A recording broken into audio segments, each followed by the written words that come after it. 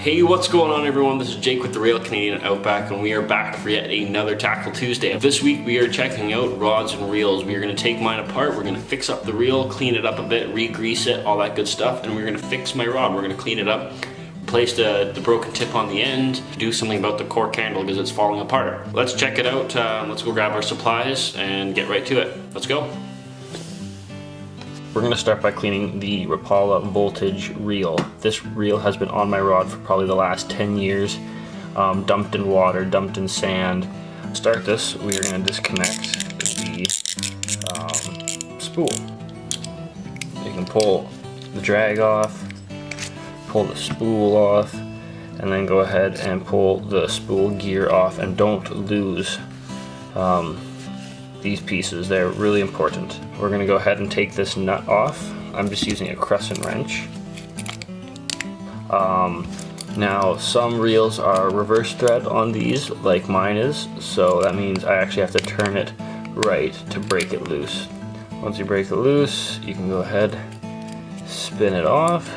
You should be able to pull off your entire bail.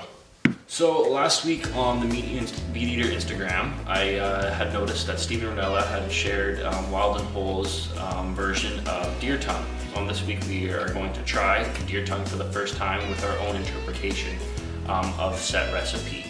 Kind of a sweet, savory flavor. Check out other recipes in the Meateater cookbook if you don't have it already. I highly suggest getting it. But anyways, let's get to it. We are going to dive on in and try ourselves some deer tongue for the first time.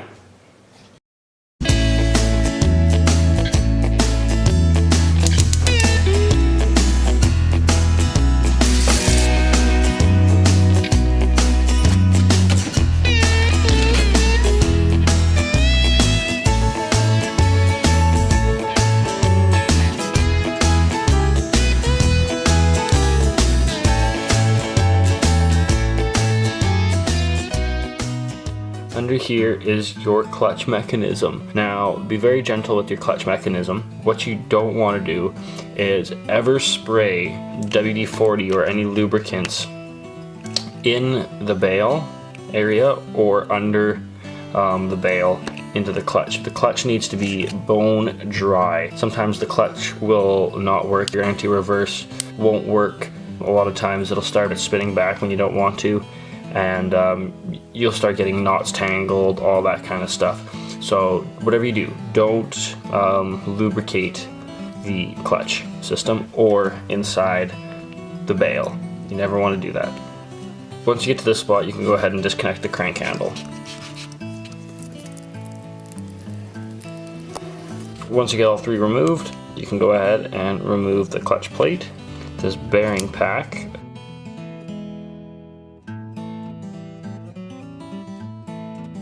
and your worm gear.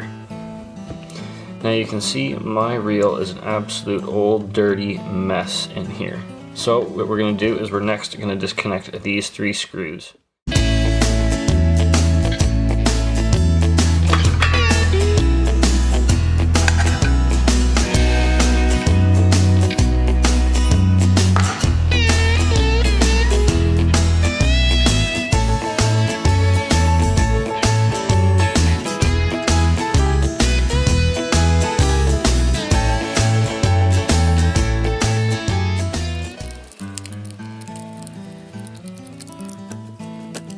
And lift this plate off. There is black grease, sand in here. Like, this is disgusting. To be very careful in here because these gears do matter on how they are all put together.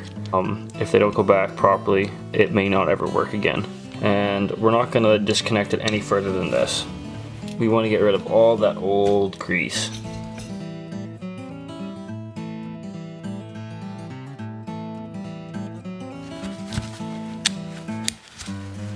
Alright, you'll never get it perfect, but you want to get it as close to it as you can. We are going to be using Penn's Precision Reel Grease and Penn's Precision Reel Oil, and brush some of the new grease in there. And if you've cleaned it all out, or most of it out like I have, you can be fairly liberal with it. you want to try and get it in some of the pockets and really pay attention to getting it on the gears where it's really going to be used. Then we can go ahead and reinstall our plate cover. Alright, so first we're going to take our drive gear and we're going to re-grease all along the gear, like so, and then slide that down in there. Then we can go and install the anti-reverse and the bearing holder and bearing. Alright, so inside of our drag, we're going to want to clean up and just kind of give it a wipe of all dust and debris. Be careful of the spring in there. We can put our bail back together and our drag back together. So we're going to want to go ahead and clean up all this. Now we can put a little amount of grease just on the shaft here. And then we can go ahead and tighten it up. Remember, it is reverse thread. Our spool can then go back on. Then go ahead and install your crank arm on the side that you reel up on. Now we're going to take our microfiber here and we're going to wipe down the entire reel.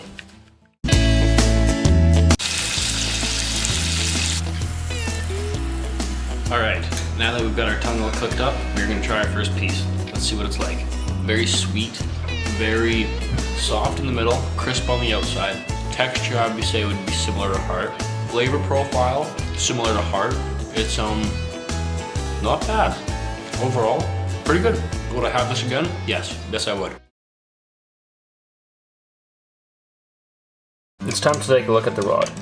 The tip needs replacement, and we're going to check all of our eyes, our guide eyes, to see if we have any nicks in any of them. So you're going to take a piece of cotton ball, and you're going to want to pull it through each and every eye. What you're checking for is to see if any piece of cotton gets left behind. That would indicate that you have a slight nick inside the eye of the reel, so when your line's passing through, it has more of a chance of breaking your line. Now we can go ahead and remove our old tip, and we're going to clean off some of this old glue. So what I have here is Berkeley's guide tip repair kit, and figure out which one is for our rod size for this purpose, but we are